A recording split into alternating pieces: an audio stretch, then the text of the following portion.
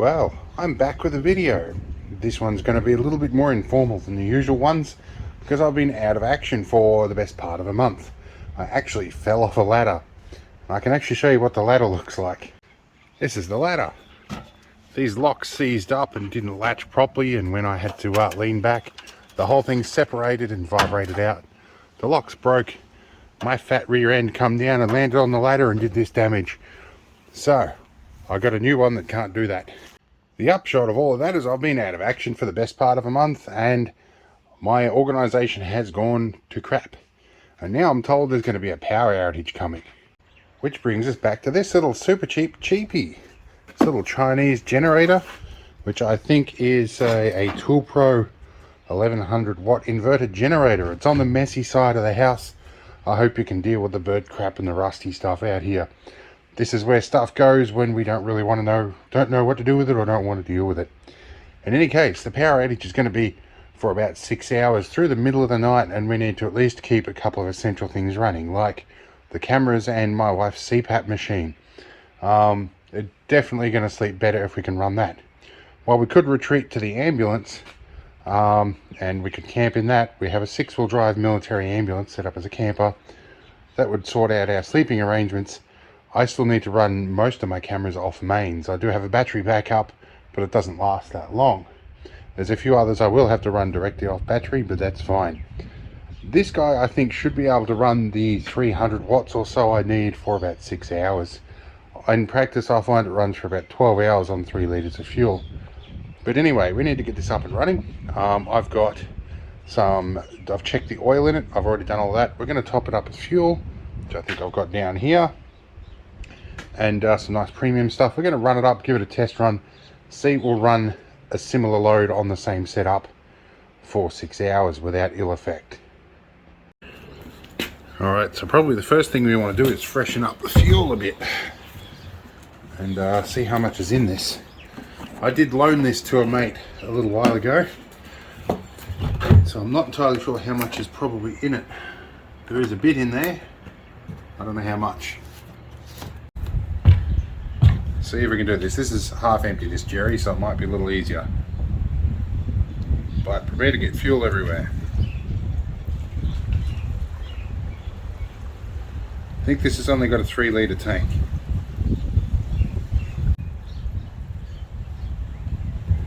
I think we're pretty much full. Alright, let's put this together. Now, one thing to remember with these is that if you don't open this vent cap, it's not going to run for very long. And it can be a bit tricky to get it open. There we go. So our vent is on. Now engine switch is on. Eco is off. Put the choke in the start position. And we turn the fuel tap on, which is already on. Alright, let's try this. Probably helps if I pull the cord in the right direction. 2,000 years later. It's gonna be here for a bit.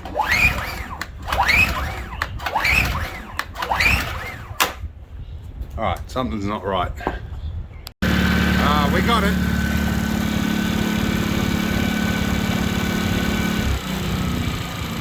It just took quite a bit of time to get the fuel through, but she's running.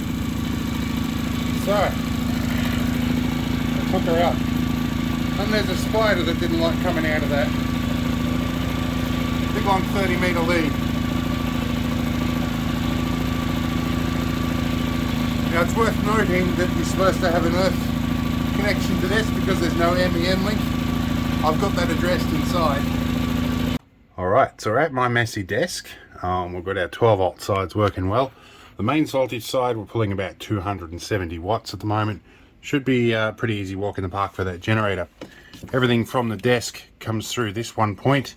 That's our power analyzer, and our UPS should carry the load while we do the disconnection. Here's our generator lead. We're going to find a good spot for the camera and then change everything over. Alright, this bit I'm going to have to duck down the corner while the camera runs here, but you'll probably hear the UPS scream at me, and we'll see if we damage anything.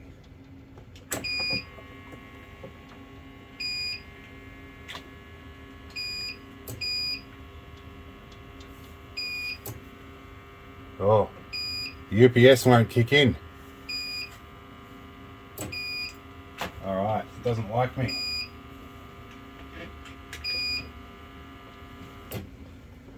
Alright, so the generator's not going to do that for some reason. Maybe the waveform is not making that UPS happy. Let's go turn eco mode off and see if it'll work. A few moments later. I may have found my problem. I thought it was running a little rough.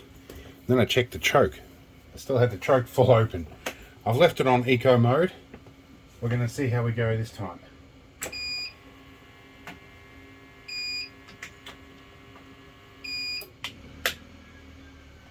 That's better. Now I've just heard the generator click up in revs. What voltage are we pushing now? So we're coming in at 232 volts in.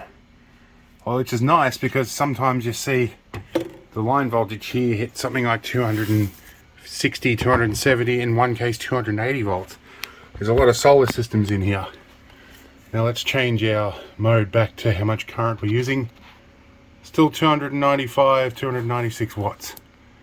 Doing alright, nothing's making funny sounds. Cameras are still running. Everything's going fairly well. So, we're about 11 o'clock on the dot now. So, we'll leave this run till 5 in the afternoon, I guess. Alright, so I thought I'd test run it with the CPAP machine running. Even with eco mode off, it's going to give this generator a bit of a hiding. I think it's the variable load that it puts on.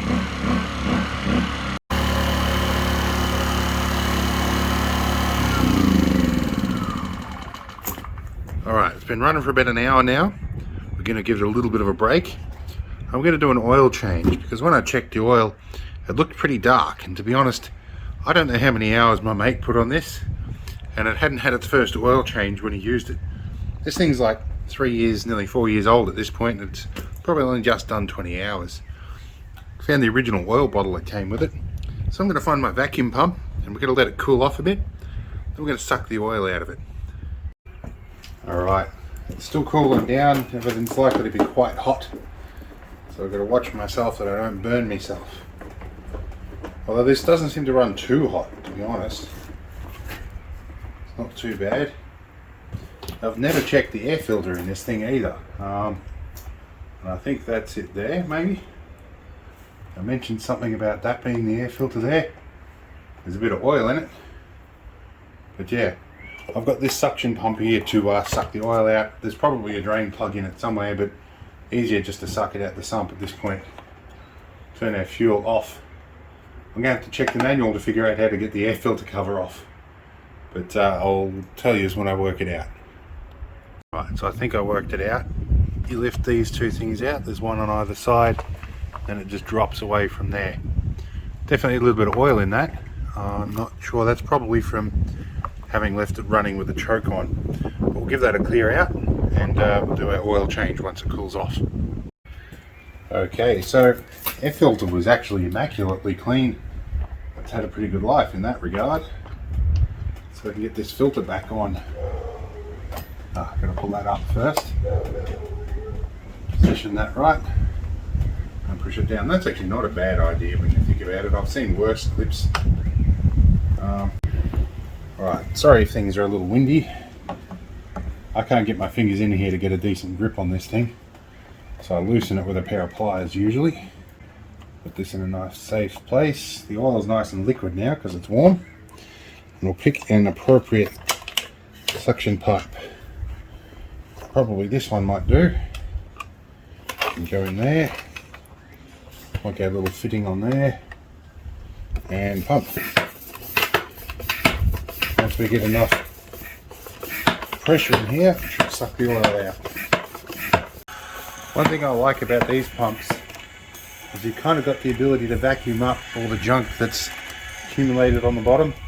It's kind of nice for like the first oil change on engines.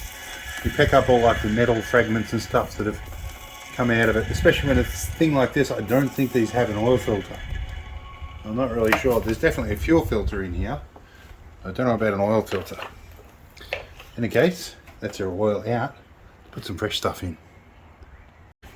Now, one thing it's worth noting that you can do when you're doing oil changes, you can thermal shock your engine if it's too hot when you put fresh cold oil in. In this case, I've used that brass pipe, so I get a fairly good feel for how much, how temperature or what temperature the oil is at. Trying to do this unscripted can be difficult. So I know that this is warm but not cooking hot, so I'm not likely to thermal shock it by doing this. So this is the oiling can that came with it, and it does definitely make life easier. Need to let a little bit of air out as the new oil's going in, but we'll get there. Alright, so the 200ml in this bottle is about perfect for oil. Probably needs just a smidgen more, although not really that much, I don't think. If we find a rag and we check our dipstick, there's a rag over here.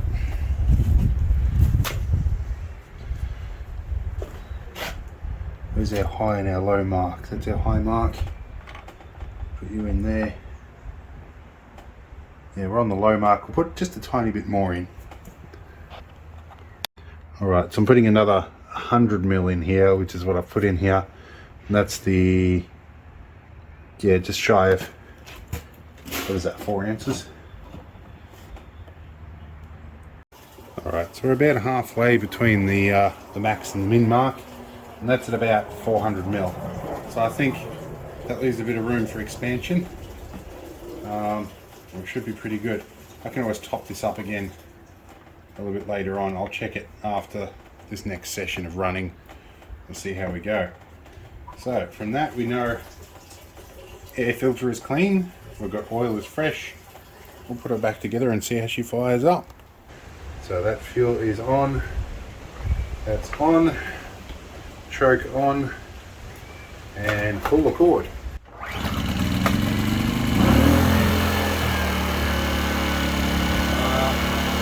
Pickup rate's off, and we're running.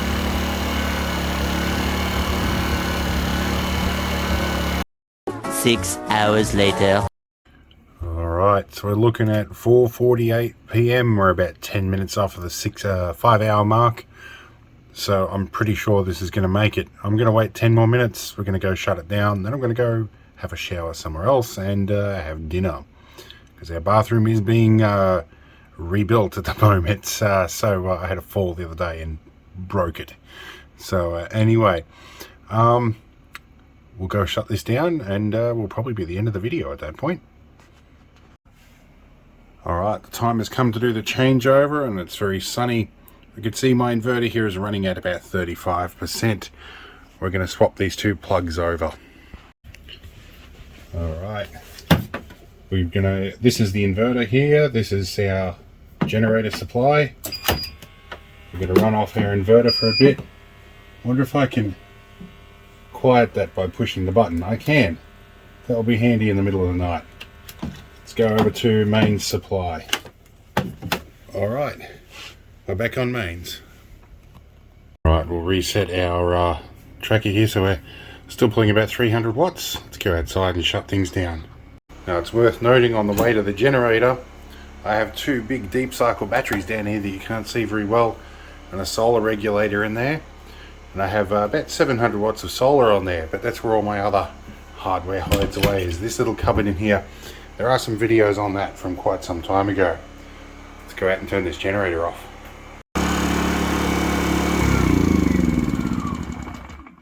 Good little generator, you've done well.